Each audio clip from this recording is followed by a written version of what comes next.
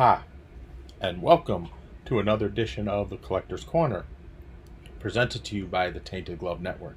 I am your host, Aloha Mr. Hand, and as you know, the Collector's Corner was started as a way for me actually, to try and catalog all the memorabilia I had. It was started as a result of the pandemic. Since there was so much free time, it was good a time as any to do that. So it was an effort that I had undertook at that point in time that I had a lot more than I thought, and I'm still going through some of it. So it's not something I'm doing every day. It's hit or miss here and there. So came across some stuff today that I thought would be cool to show off. So that's what I plan to do. I have two different things. One is a set of items, and the other is an individual item. I want to start with the individual item because it relates to the beloved on the lakefront. And this is one of the greatest moments in NFL history and also Chicago history. I happened to be fortunate to be in high school when this happened, and I just recently got this, so I have to show it off. What am I talking about? That's right, the Super Bowl Shuffle album framed. That's right, there's the cover with all the guys. One of the great regrets is I never tried to get this autographed. I would love to have gotten Peyton on there. Unfortunately, he left us in 1999, so was unable to get that, but I just love this. I'm going to be putting this up. Need to do a little rearranging on the walls of fame that I have, but this will definitely be going up. And there you see the Chicago Bears Shufflin Crew album. So I had to show that off because I just think it's awesome. The other item that I wanted to get to is baseball related, because that is my true collecting passion, is baseball. And what I have are Hall of Fame plaque postcards. You've probably seen, I'm almost positive everybody's seen them. These are the little postcards they sell in the Hall of Fame gift shop with each player that has a plaque in the Hall of Fame. There's a definite market in there to get those autographed by people, the respective Hall of Famers. So, that is something that I have done. I have several of them here. And then also there was an offshoot of that done in the late 80s and early 90s where they took the Hall of Fame plaque and turned it into a metallic baseball card. And I have several examples of those being autographed as well. And it's a cool item. It's something different. You obviously are not going to get an entire collection with everybody in the Hall of Fame, because frankly there's a lot of people who get elected to the Hall of Fame after they have left us. Examples: Minnie Minoso, Gil Hodges, Roy Halladay. I could keep going on. Bud Fowler, just from this year. And there are some who I have never seen an autographed Hall of Fame plaque postcard, and that would be guys like Babe Ruth, Ty Cobb, Walter Johnson, people of that stature. So there are a few that I do have that I will not be displaying because, frankly, they're in a safety deposit box because of who it is. Just to give you a hint, it'll be guys like Mantle, DiMaggio, Koufax, and a couple others that Ted Williams is another one, and Willie Mays on a regular plaque postcard are examples of who is not going to be shown, but I do have. And like I said, they're like all the Mantle stuff I have, most of the Mays, most of the Williams, DiMaggio, guys of that stature are in a safety deposit box, and someday I will go there with my phone and video and show those off. But I want to show these what I have here today. So I wanted to start with the small metallic ones. And what would an episode be if I didn't show something from my all-time favorite player, Johnny Bench? There you go. There's his metallic, baseball card size Hall of Fame plaque. So I have the bench. These are just examples. This is a Bill Dickey, who was a catcher for the Yankees in the 30s and 40s, was teammates with Ruth Gehrig. DiMaggio actually helped coach Yogi Berra into becoming the Hall of Famer that he did, as far as how to call a game, things of that nature. The next one I have is Bobby Doerr of the Boston Red Sox. So you could see his autograph there. Like I said, they're baseball card size roughly, and these are all authenticated by Beckett because long story between Beckett, PSA, and all that stuff. I just whatever. This is an early win. White Sox hurler won the 1959 Cy Young Award for the White Sox as they went to the World Series for the first time in 40 years and lost in 6 games to the Dodgers. And this is Juan Marichal. And, San Francisco Giant legend, teammates with Mays and McCovey among others. So those are the metallic ones. Now I have the regular size one. And the first one is one that I got that I haven't had authenticated yet, but I know it is legit because I stood there and watched Raleigh Fingers sign it. So that's the Raleigh Fingers one right there. Next, I have something that is totally unique. And this alludes to something I had mentioned earlier. Remember when I said that I have never seen an example of a Babe Ruth Hall of Fame plaque postcard that was signed by Babe Ruth? Well, I have one that is signed, but this is actually signed by Linda Ruth Tossett, who happens to be the daughter of Babe Ruth. So I got her on a Hall of Fame plaque postcard, which I think is something very cool, very different. I don't know how many people actually have that, but I thought it was awesome to get. The next one I want to show is a Yankee legend, Lefty Gomez. He's another guy who pitched for them in the 30s and 40s and all that, and was part of what made the Yankees the Yankees. The next one is one of the true legends of the Yankees. And he ranks right up there with Ruth Gehrig, DiMaggio, Mantle, Whitey Ford, and it's Yogi Berra. He ranks right up there with those guys. And you'll notice something unique on his plaque. You notice how he's doing a profile instead of a face-on. The profile is generally done when a player can't decide what team's hat they want to wear. Whereas, like I'll show you on the next one, this would be Carl Hubble. You see he's looking straight forward, and you can see the New York Giants logo on his hat. That's one thing to pay attention to when a guy is thinking between a couple teams, or in Yogi's case was upset with the Yankees at the time. He did the profile so that you couldn't see a team logo.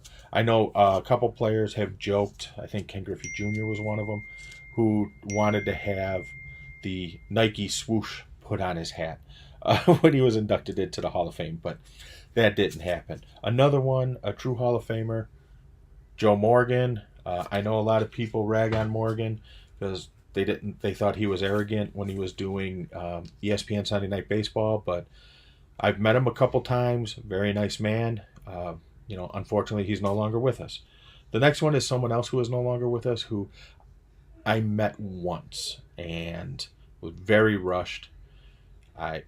He always seemed like a good dude. I couldn't really judge, but it's Gary Carter. So you'll see that one there. All these authenticated so far. Everything I'm showing you is authenticated because I just feel that that's the way to do it for insurance purposes, and just also I don't want to buy something that turns out to be a scam. And I can go through a scam that I received, that I saw a long time ago, that I knew was a scam the moment I saw it.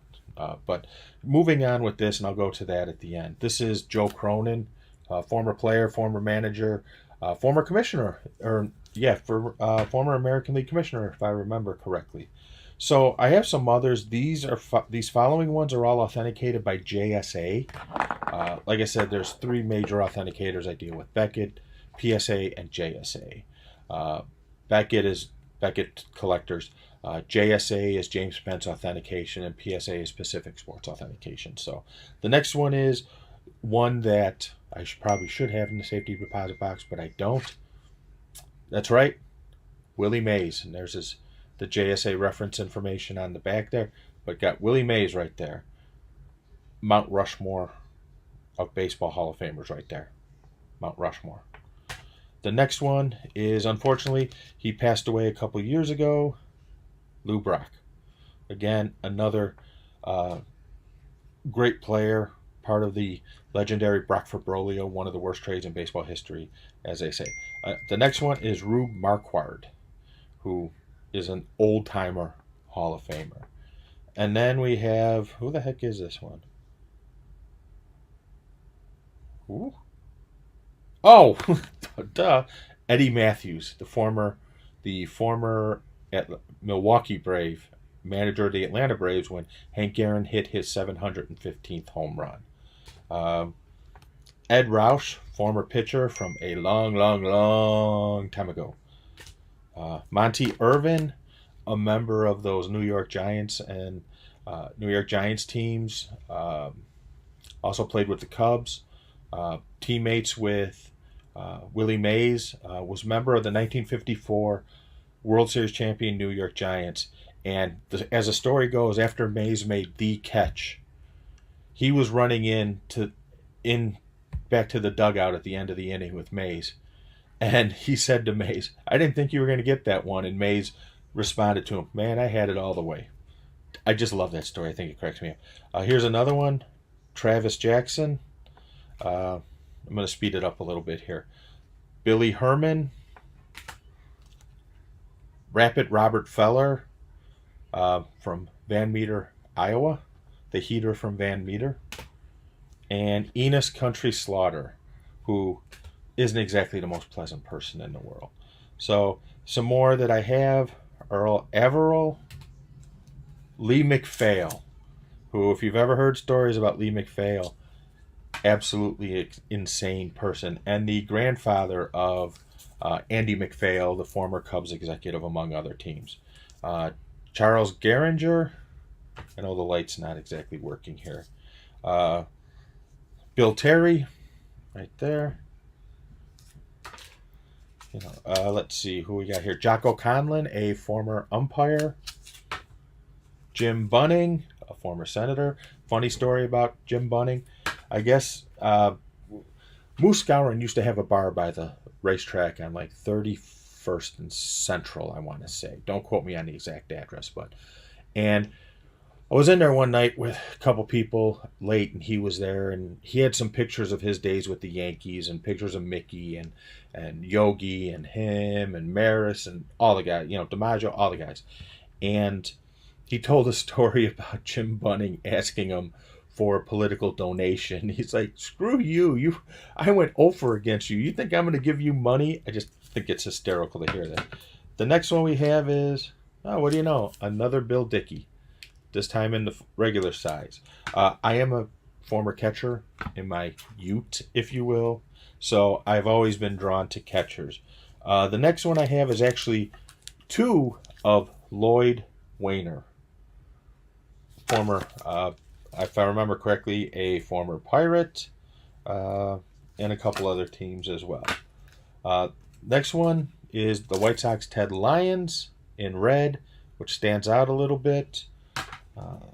Here we go. We got Ducky Medwick and Waite Hoyt here. And like I said, I'm rushing through these a little bit. I'm trying to save for time here. Who is this? Oh, Hoyt Wilhelm. Former reliever, multiple teams. He chose to go in with the New York Giants logo on his hat. The next two are more modern day players. Cal Ripken Jr. and Dennis Eckersley, who I am sure squared off on more than one occasion. So the story I wanted to tell real quick about the fake, the fraud, whatever you want to call it, is I was at a card show in the late 80s. And I've told this story to the 108 guys, and they get a big kick out of it because they realize what the scam is as soon as I say the player's name and the year. So I was at a card show, and I saw a 1973, remember that year, 1973 autographed Topps baseball card of Roberto Clemente. If you aren't familiar, that is impossible. Unfortunately, Roberto Clemente was killed on New Year's Eve, 1972 into 1973, on a plane taking supplies to a earthquake-ravaged Puerto Rico. his plane went down, and I don't think they ever found it, to be honest with you, or they never found his body. I can't remember which. But it was impossible for that autograph to exist. So I knew this right away. So I asked the guy, "Oh, wow, how'd you get that? I mean, because he died like so." He's like, "I actually got it at the airport before he boarded the plane." I'm like, "You sick fuck, really, really? You're sick." Because the cards weren't out yet. Cards didn't come out till like February of '73.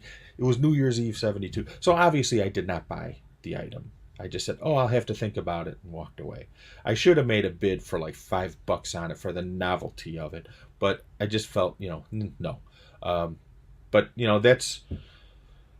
that's something you always got to be mindful of when you're getting autographs. If you have not seen the person sit there and actually sign it, don't trust anything that hasn't been authenticated first. And like I said, I trust generally the big three authenticators: Beckett, PSA, JSA. I know there's some others coming down the pipe, but those are the main three I really deal with. And I like to get my stuff done when I get it. Get it autographed right there. Like JSA offers a great service, day of signing authentication service for $10 per item. So it's a nice feature to have, and I have used that. There's other things that I've gotten over time that I've taken to PSA or Beckett or JSA to get authenticated, just because I know that I saw the person sign it. I have a Frank Thomas autograph as an example. I have a Frank Thomas autograph from 1992. I got it the first ever Sox Fest.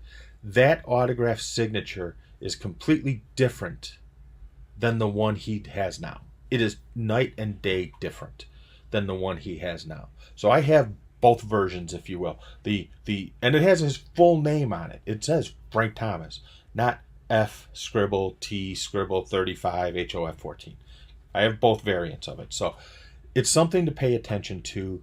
If your gut tells you it's not real, most likely it's not real. And remember, some of the most counterfeited autographs are DiMaggio, Mantle, Ted Williams, and Michael Jordan. Michael Jordan's autograph there are more forgeries out there than there are real ones. That's why PSA charges $250 to authenticate a Michael Jordan autograph. You may ask, why do they charge $250? Because they get so much crap in there. They're trying to deter people to only bring them real ones so they don't waste time with all the crap, to be completely honest with you. But that's my public service announcement for today. So hope you enjoyed. If you'd like to see anything, got any ideas, any requests, please feel free to let me know. With that, I am out of here. Bang.